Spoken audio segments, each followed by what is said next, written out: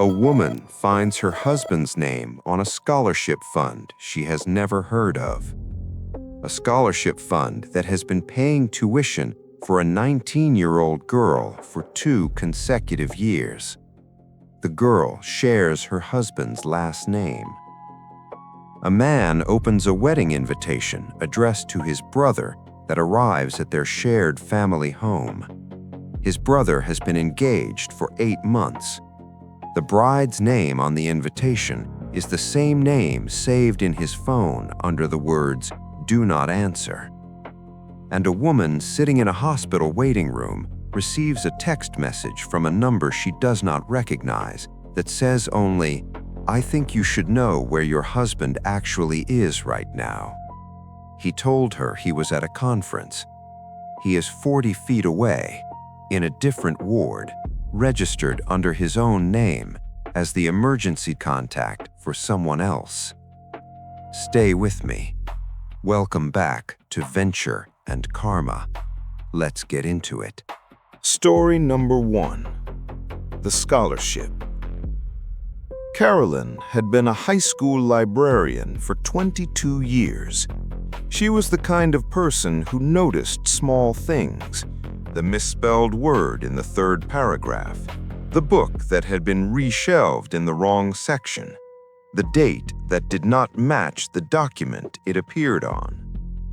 She had been married to her husband, Paul, for 24 years. He was a civil engineer, steady, practical, privately ambitious. They had 2 sons, a house they had renovated slowly over a decade, and the kind of marriage that functioned well without requiring much discussion of how it functioned. In February of the year this story begins, Carolyn was filing their annual tax return. Paul had always handled the taxes, but he had broken his wrist in January, and the paperwork had fallen to her. He gave her access to the filing software and told her everything was organized in the Documents folder. She found the Documents folder. She found something else. It was a charitable giving summary, generated automatically from the software from their financial accounts. Paul had made a recurring annual donation of $14,000 to an organization called the Mercer Family Scholarship Foundation. He had made this donation for 3 consecutive years, $42,000 in total. Carolyn had not known about it. It had not been discussed. It had not appeared in any conversation about their finances across 3 years of dinners and weekends and ordinary life. She searched the foundation's name. It was a small, privately registered educational fund. Its stated purpose was to provide tuition support to qualifying students at a specific state university 3 hours from their home. The foundation's registered agent was Paul. Carolyn sat with that information for a long time. Then she searched the university's publicly listed scholarship recipients. The Mercer Family Scholarship was listed on the financial aid page. 1 current recipient was named. The recipient's last name was the same as Paul's. Carolyn closed the laptop. She went to the kitchen and made tea.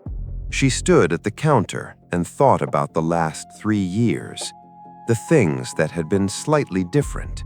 The weekends Paul drove alone to visit his college friend who lived in the city near that university. The phone calls he took in the garage. The specific way his energy shifted on Sunday evenings when they were driving back from somewhere, and he was quiet in a way she had attributed to fatigue. She was a librarian. She knew how to research. She also knew that the moment you understand what question you are actually trying to answer, the research becomes significantly faster. She spent 3 evenings. The recipient was a 19-year-old woman who had been enrolled at the university for 2 years. Her social media presence was not private.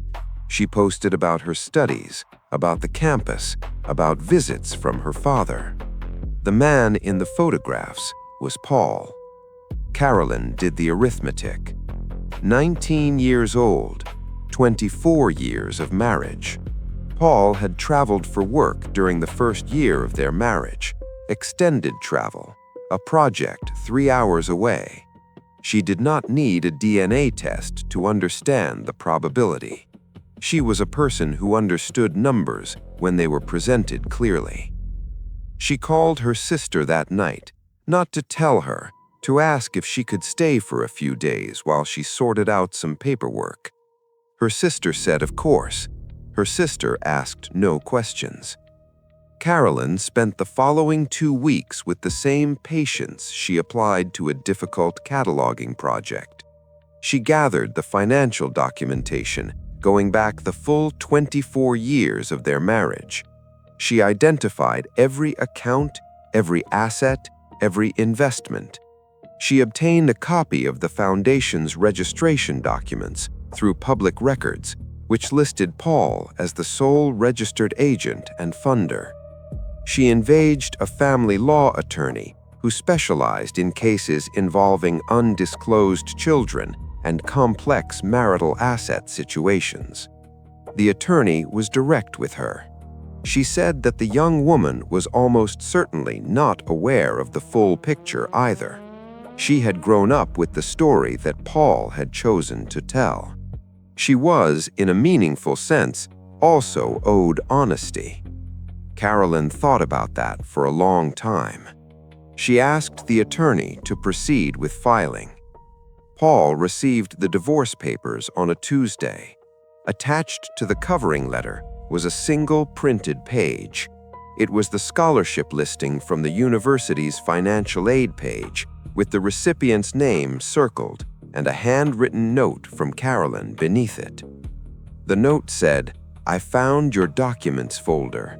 I also found your foundation. I found her. Please do not call me. Your attorney can call mine." Paul called anyway. Carolyn did not answer. She has not spoken to him directly since. The divorce settlement was reached after 9 months. Because the scholarship payments represented $42,000 of marital funds directed without Carolyn's knowledge or consent, and because the marital estate reflected 24 years of Carolyn's financial contributions, the settlement was structured accordingly. Carolyn retained the house. She retained the majority of their joint investments. Paul's pension was divided in a ratio that reflected the financial impact of the undisclosed expenditures. The young woman at the university received a letter from Paul's attorney explaining that the foundation's future funding was uncertain due to personal circumstances. What Paul chose to tell her beyond that was between the two of them. Carolyn went back to her library. She reorganized the reference section, which had needed attention for 2 years. She applied for a department head position she had been putting off. She got it. She told her sister, about a year after everything was settled, that the strangest thing about it was that the answer had been in a documents folder she would never have opened if Paul had not broken his wrist in January. Her sister asked her what she thought about that. Carolyn said she thought some things had their own timing, and that a librarian, more than most people, understood that the document you need is always in the building. You just have to know how to look. Story number 2. The Invitation. There are families where the siblings are close. Tom and his younger brother Daniel had been close in that way since childhood. They had grown up in a small town, shared a bedroom until Tom left for university, and maintained the kind of friendship that required no particular effort because it had always existed. Tom was 38. Daniel was 34. They lived in the same city, had dinner together most months, and were the kind of brothers who showed up for each other without being asked. In September, a card arrived at their childhood family home where their mother still lived. It was a wedding invitation, addressed to the family, from Daniel. Daniel was getting married. Tom's mother called him, delighted. She read him the details over the phone, the date, the venue, the name of the bride. Tom held the phone against his ear and listened to his mother's voice with the specific stillness of a person who has just heard something that requires a moment to fully process. The bride's name was a name Tom recognized. He recognized it because it was saved in his phone under 3 words he had typed himself 2 years earlier, after a conversation he had never intended to have and had never told anyone about. The 3 words were, "Do not answer." Tom had met her at a work event. He was with his wife. She had been warm and attentive in a way that had registered as slightly unusual. She had found his number through a mutual contact and sent a message the following week. The message had been forward enough that Tom had shown it to his wife, blocked the number, and saved it under that label, so he would know not to engage if the number appeared from another device. He had not thought about it since. He told his mother the invitation sounded wonderful. He said he would look at his calendar. He ended the call. He sat for a long time. Then he thought about what he knew. He knew she had sought out a married man at a professional event. He knew she had contacted him unsolicited. He knew she was now engaged to his brother. He did not know whether Daniel knew any of this. He did not know what version of herself she had presented to Daniel over what was apparently at least 8 months of a relationship that Tom had not been aware of because Daniel had not mentioned it. That last part was also unusual. They had dinner together most months. They talked regularly. An 8-month engagement meant Daniel had been in this relationship for considerably longer without once bringing it up with the brother he had dinner with most months. Tom sat with that, too. He called Daniel the following morning. He said he had received the invitation through their mother. He said he was happy to hear from him. He said he wanted to have dinner, just the 2 of them, before the wedding. Daniel agreed immediately. He sounded genuinely warm. They met the following week at a restaurant they both liked. Tom was happy, noticeably happy. He talked about her, how they had met, what she was like, how certain he felt. Tom listened. He let Daniel talk for a long time. Then he asked carefully how long they had known each other. Daniel said 14 months. Tom asked how they had met. Daniel described it, a mutual friends gathering. She had been warm and attentive. They had exchanged numbers that evening. She had messaged him the following week. Tom recognized the pattern. He said, "I need to show you something." He took out his phone. He opened his contacts. He showed Daniel the name saved there, the 3 words. Then he scrolled to the message she had sent 2 years earlier and showed him that too. Daniel looked at the screen. He looked at Tom. He did not speak for a long time. Tom told him the full story. The event, his wife being present, the message, blocking the number, the label he had saved it under and then forgotten. He said he was not telling Daniel what to do. He was not making a judgment about her or about the relationship. He was telling Daniel what he knew, because Daniel was his brother, and his brother deserved to have the information. What Daniel did with it was his decision. Daniel sat with it for the rest of the dinner. He was very quiet. He asked Tom one question before they left. He asked if Tom was certain that the number in his phone was the same person. Tom showed him the contact information, the name, the number, the message. He compared it to his own phone. It was the same. They paid the bill. They hugged in the parking lot the way brothers hug when something difficult has just passed between them, and neither of them knows exactly what comes next. Tom drove home and told his wife the full story. What Daniel did in the weeks that followed is his story to tell, not Tom's. What Tom knew was this: his brother postponed the wedding. The venue was informed. The guests were notified. The postponement became a cancellation. Daniel called Tom 6 weeks later. He said he had needed time. He said he had asked her directly. He said the conversation had gone the way certain conversations go when the question being asked is one the other person was hoping would never be posed. He said he was grateful Tom had told him. He said he knew it had not been easy to bring to a dinner and hand across a table. Tom said it was the only thing he could have done.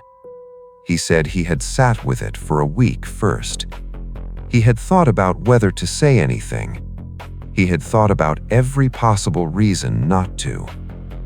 But he kept coming back to one thing. If their positions had been reversed, he would have wanted to know. Not because knowing is easy, but because a decision so significant as marriage should be made with accurate information. And accurate information was the one thing Tom had been able to give his brother. Everything else was Daniel's. 2 stories. A librarian who found the answer in a documents folder she only opened because her husband broke his wrist. And a man who received a wedding invitation and recognized a name he had saved in his phone under 3 words he had never expected to be relevant again. Both of these discoveries were accidental. Neither person went looking. Both of them, once they found what they found, made the same fundamental decision.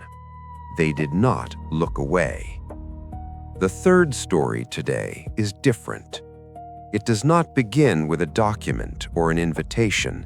It begins with a text message from a number nobody recognized in a hospital waiting room at 10 in the evening, and it involves a woman who had spent 4 years being told she was imagining things. Story number 3, the text.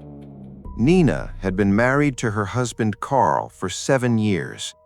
For the first 3 of those years, she had thought the marriage was what it appeared to be: functional, affectionate, moving in the direction most marriages move in when 2 people are building a life together. In year 4, something shifted. She could not point to a single moment. It was an accumulation. The way Carl answered questions about his day with an efficiency that provided information, but not the texture of actual experience. The way his phone had gone from a shared casual object to something he carried with the specific attentiveness of a person who needed it to be always within reach. The weekends he was unreachable for hours at a time while traveling for work. She raised it once, then twice, then several more times over the following 2 years. Each time, Carl responded in the same way. He was patient. He was calm. He told her she was looking for problems because her anxiety made her see patterns that were not there. He said he was worried about her. He suggested she speak to someone. She had started to believe him. That is the part she would find hardest to talk about later. Not what he was doing, but how close she had come to accepting his explanation for what she was feeling. On a Thursday evening in November, Nina was in the waiting room of a hospital where her father had been admitted earlier that day with a cardiac event. Her father was stable. She was waiting for an update from the attending physician. She was sitting with a paper cup of cold coffee when her phone buzzed. An unknown number, no contact name. The message said, "I think you should know where your husband actually is right now. Ask at the main desk for the maternity ward. He has been here since this afternoon. He's listed as the emergency contact. I'm sorry, I thought you deserved to know." Nina read it twice. Her father was in this hospital. Carl had told her when she called him from the waiting room that he was at a work event he could not leave. He had said he would come as soon as it finished. He had sounded appropriately sorry. The maternity ward was in the same building. Nina walked to the main desk. She gave Carl's name. The receptionist looked at the screen. She confirmed that the name was in the system. She was not able to give Nina further details due to patient privacy. Nina asked if she could at least confirm which ward the contact was registered to. The receptionist paused. Then she said the name was listed under a patient in the maternity wing. Nina thanked her. She walked back to the waiting room. She sat down. Carl arrived 40 minutes later. He said the event had run long. He said he was sorry about her father. He was warm and present in the way he had learned to be after 7 years of knowing her. Nina did not say anything about the text. She did not say anything about the desk. She sat beside him in the waiting room and let him hold her hand and waited for the doctor to come with news about her father. She had 4 years of being told she was imagining things. She was not going to say a word until she had something that could not be reframed. She spent the following 3 weeks doing the work. She engaged a licensed private investigator. She told the investigator what she knew and what she suspected and what she needed documented. The investigator worked for 9 days. What he produced was comprehensive. Carl had been in a parallel relationship for 4 years. The woman had given birth 3 weeks before the night in the hospital. The child was Carl's. He was present at the birth. He was listed on the birth certificate. The text message Nina had received had come from the other woman's sister, a woman who had been aware of Carl's marriage from the beginning, who had grown increasingly uncomfortable with the situation, and who made a decision, sitting in that maternity ward, that she did not want to be part of the silence anymore. Nina presented the investigation file to her attorney. She also had her own file, 4 years of notes she had kept after each conversation in which Carl had told her she was imagining things. She had written them down not because she had anticipated needing them, but because writing things down was how she processed the specific frustration of being certain of something and being made to feel uncertain of her own certainty. Those notes documented 4 years of what her attorney described in precise legal language as gaslighting within the context of an ongoing concealed relationship. In their jurisdiction, sustained emotional manipulation within a marriage was relevant to the division of assets under equitable distribution principles. The divorce proceedings were not pleasant. Carl contested, he minimized, he attempted at the first mediation session to characterize the parallel relationship as something that had developed recently and was not what it appeared. Nina's attorney placed the birth certificate on the table. She placed the investigator's documentation beside it. She placed Nina's 4 years of notes beside that. The mediation moved forward with considerably less contestation from that point on. The settlement reflected the full duration of the deception. Nina retained the primary residence. She retained the majority of their joint investments. Carl's financial obligation to his child was addressed in parallel proceedings that were not Nina's concern and not her responsibility. On the evening the divorce was finalized, Nina's attorney called her at home. Nina was in the garden. She had recently started spending time in the garden. It was something she had wanted to do for years, and had never quite started. She thanked her attorney. She ended the call.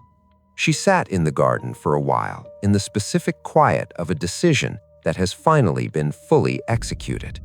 She thought about the unknown number, the message she had received in the hospital, the woman who sat in a maternity ward and decided silence was no longer she was willing to hold. Nina had never responded to the message. She had not known what to say. She had thought about it many times over the months that followed, about what it cost that woman to send it, about the specific courage required to reach across a situation you are part of and hand someone the truth they know they do not have. She picked up her phone. She opened the message. It had been 11 months since it arrived. She typed, "I know this is late. I want you to know that it mattered. What you did was brave. Thank you." She put the phone down. She did not know if the number still worked. She did not know if the message would reach anyone, but she had wanted to say it. Some truths arrive without warning, from people you have never met, on evenings when you are already sitting with too much. And sometimes the most important thing a stranger ever does for you is refuse to look away. 3 stories. A librarian who found the answer in a file that only existed because of a broken wrist on a winter morning in January. A brother who received a wedding invitation with a name he recognized and chose honesty over silence at a dinner table that it would have been very easy to leave without saying anything. And a woman who spent 4 years being told she was imagining the things she was not imagining, and who received the truth from a stranger's phone in a hospital waiting room on the worst evening of the week. 3 different paths to the same place. The truth in all 3 stories was already there. It had been there for a long time. What changed was not the truth. What changed was the moment someone decided to stop looking away from it. If these stories reached you today, hit the like button and subscribe to Venture and Karma. We are back every single week.